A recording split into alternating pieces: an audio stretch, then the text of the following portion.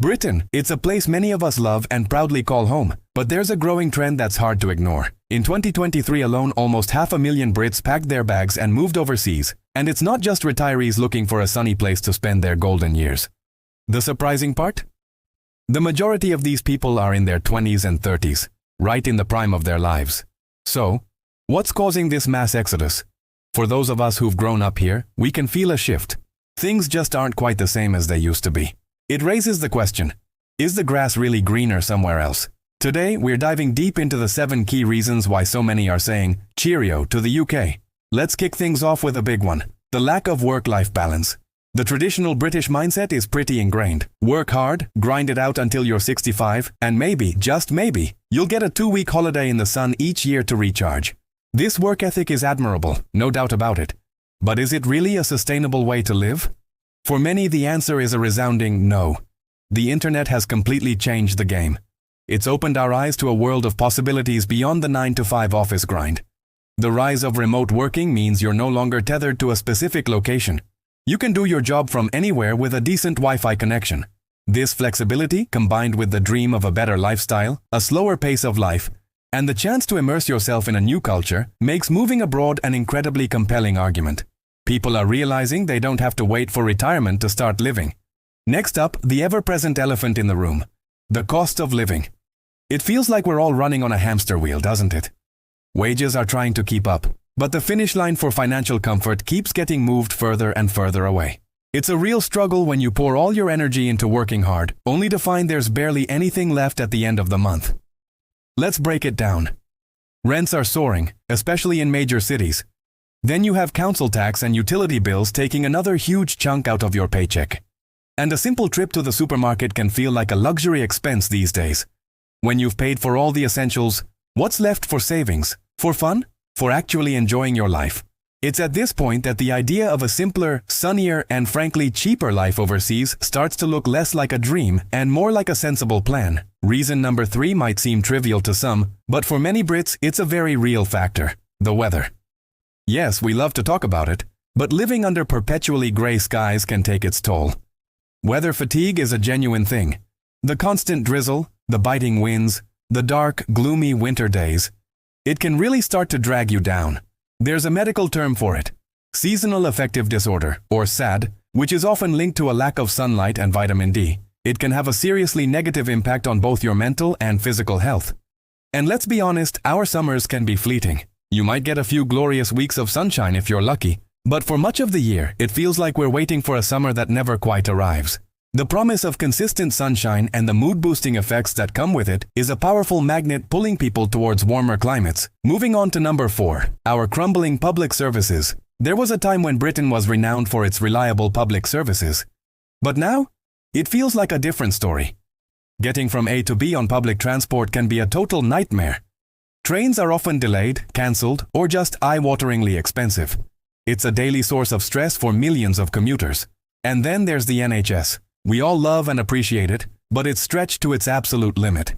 The stories of super long waiting lists for essential treatments are becoming all too common. Even basic services like bin collections can be unreliable in some areas, leading to overflowing rubbish and other unpleasant issues. It's frustrating because we pay our taxes for these services, and when you look at other countries that seem to run things more efficiently, you can't help but feel a little let down. This brings us to reason number 5. A dream that feels like it's slipping away for so many: owning a home. For generations, getting on the property ladder was a key life goal. But now, for many young Brits, it feels more like an impossible fantasy. House prices have skyrocketed, far outpacing wage growth. Even saving for a deposit can feel like climbing Mount Everest. And it's not just buying. Even renting is becoming a huge financial burden. Prices keep climbing, but salaries just don't keep pace. You end up in a cycle of paying a huge portion of your income to your landlord, with little hope of saving for your own place. So, when you see that in other countries, you could potentially pay less for a larger home, with more outdoor space, a garden, or even a pool, all under a sunnier sky. Well, it starts to look like a no-brainer, doesn't it? Reason number 6 delves into the political landscape. Let's be honest, UK politics has become completely draining. It doesn't matter which side of the political spectrum you're on. The constant cycle of scandals, party infighting, and broken promises has left a lot of people feeling disillusioned and exhausted. It's hard to feel optimistic about the future when it feels like the people in charge are more focused on their own careers than on improving the lives of ordinary citizens. Meanwhile, when you look abroad, you see other governments taking a more forward-thinking approach.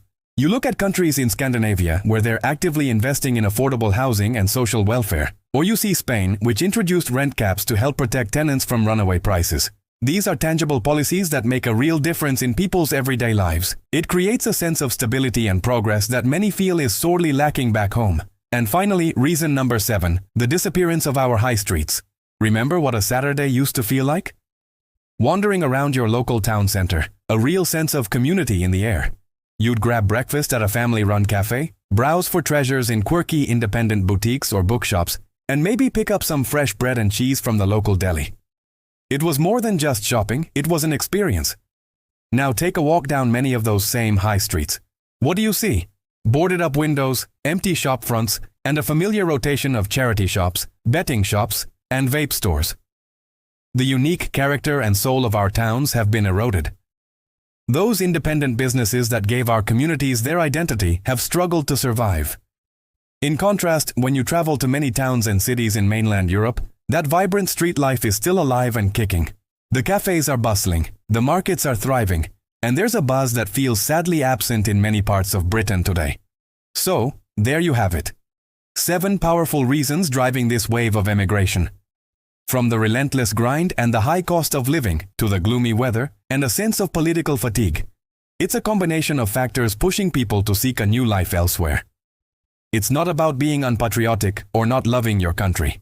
It's about a generation questioning the status quo and asking, is this the best life I can live? For a growing number, the answer lies beyond Britain's shores. What do you think? Are you considering a move or have you already left?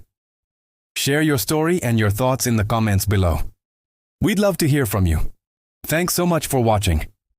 If you found this video interesting, please give it a thumbs up and don't forget to subscribe to the channel for more content like this. We'll see you in the next one. Next.